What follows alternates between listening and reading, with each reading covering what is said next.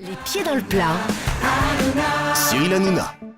Allez, on va passer à la bataille des scoops sur la bande dessinée, puisque c'est une spéciale BD aujourd'hui. Le Festival international de la BD d'Angoulême démarre dès demain, et c'est avec Europe 1. Eh bien, vous avez travaillé sur la BD. Laurent Guimier, qu'avez-vous à nous dire aujourd'hui sur la BD ? Eh bien, moi, je vais vous raconter l'origine de la queue poilue du marsupilami. Bah, vous avez bien choisi. Oui. Vous savez, la longue queue du marsupilami. Oui, on voit On s'est souvent posé la question, exceptionnel. d'où venait cette longue queue ? Quelle avait été l'inspiration des dessinateurs pour arriver à inventer cette longue queue qui sert à faire beaucoup de choses au Bon, bah, c'est bon, marsupilami. c'est bon. On a Alors, compris. Suffit. Franquin vivait à Bruxelles à l'époque avec les dessinateurs J.G. Will et Maurice, c'était ce qu'on appelait la bande des quatre. Et pour se rendre au studio, ils prenaient le tramway à Bruxelles. Et comme le trajet était très long, ils passaient leur temps à observer le conducteur, le machiniste du tramway. C'était un type extrêmement actif qui passait son temps à composter les billets, à contrôler et puis à faire circuler le tramway. Et ils ont alors imaginé une longue queue de rat pour l'assister dans ses multiples tâches. Ils se sont dit, on va dessiner le machiniste et on va lui faire une longue queue, ce qui lui permettra d'être multitâche et de faire plein de choses. Et c'est ainsi qu'est née la queue du marsupilami dans le tramway de Bruxelles. Pas mal, pas mal. Pierre Bellemare. C'est joli, c'est une belle histoire. Vous connaissiez l'histoire, Johannes Farr ? Pas du tout. Pas du tout. Mais je la trouve bien. Ah oui, super. Non, elle est bien, elle est bien. Et c'est vrai. vous, Claude de Saint-Vincent, directeur des éditions quand même d'Argo, Dupuis-Lombard, vous la connaissiez ? Oui, depuis, on interdit les taxis à tous nos Très bien. C'était donc l'info de Laurent Guimier. Voici celle de Camille Combal. Et je vais demander le plus grand silence autour de la table. Merci. Sachez juste, Pierre, si vous me choisissez, je suis prêt à aller dans Oh, une librairie bah, ça. acheter votre BD des histoires extraordinaires. Alors, scoop capillaire, moi, ce matin. Attention, je sais que Fabio Salsa nous écoute beaucoup. Tout le monde connaît la célèbre houppette de Tintin, évidemment, qu'on retrouve dans évidemment tous ses albums. Alors, toujours impeccablement coiffé, bien sûr, mais Tintin n'a pas toujours eu cette coupe. Il fallait le savoir. Dans la toute première aventure de Tintin, c'était Tintin au pays des soviets, c'était en 1930. Tintin a une coupe classique. Il avait la coupe de Valérie Benaïm à la base. Un beau brushing. Un beau brushing. Donc, il avait une coupe classique, les cheveux à plat tout simplement. Mais dans cet album, il y a une course-poursuite à un moment donné à moto avec les soviets. Tintin roule sans casque, il s'en fout, il est jeune. Et le vent vient lui relever les cheveux.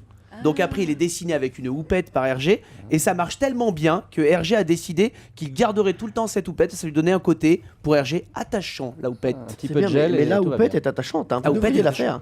Vous aussi. Et ça aussi, c'est une belle anecdote. Johannes Farr, vous Mais, connaissez ça ? mais moi, je suis un imposteur, je connais rien de tout ça. moi. Très bien, merci. Je me souviens qu'il a une mèche, ça je me c'est souviens tout. aussi, mais enfin, il y a une banane après dans les dernières versions. Oui, c'est Je- ça. je sais pas bien. Vous êtes sûr que c'est pas les Forbans, la banane ? Non, oui, Parce c'est que J'ai pas Margerin. vu avec une banane, Tintin. C'est Margerin. Claude. Oui, Claude de Saint-Vincent. le casque a fait beaucoup de mal à la bande dessinée. D'accord. Mais vous le saviez ça, vous aussi ? Non. Pas du tout, même pas. C'est dingue, hein. Bien joué. J'apprends des choses. Bien hein. joué, vous avez vu ? Pierre, il apprend même quelque chose à un des plus grands éditeurs de BD. Vous avez vu ça, sympa, Pierre arrêtez Bellemare ? Oui, ça d'influencer. Vous m'impressionnez énormément. Oh là là là Ah, là. vraiment. hein. Valérie Benaïm. Bon, il vous impressionne peut-être, mais il ne parle que du passé, alors que moi, je suis une femme d'avenir et je vous demande de vous projeter avec moi dans l'avenir, puisqu'on vrai. connaît tous, effectivement. Oui, Allez voir son chemisier sur Europe1.fr. exactement. Vous allez voir que ça reste quand même une femme du passé. Ok, c'est un chemisier hype, c'est la tendance, vous pouvez pas comprendre. Edith Bref, Cresson 81. Ah ouais. bref, femme de tête. C'est ça. On connaît tous le parc Astérix inspiré du fameux Gaulois, mais ce que l'on sait moins, c'est qu'un autre héros de BD va avoir, donc j'utilise le futur, son propre parc d'attractions. Et ce héros, c'est Spirou. Le parc va être construit en France, près d'Avignon. Il y aura 25 attractions environ autour de l'univers de Spirou, Fantasio, Marsupilami, Zorglub, Gaston Lagaffe. Elles seront orientées, ces attractions, côté technologie numérique, avec cinéma 3D, montagne russe, maison hantée.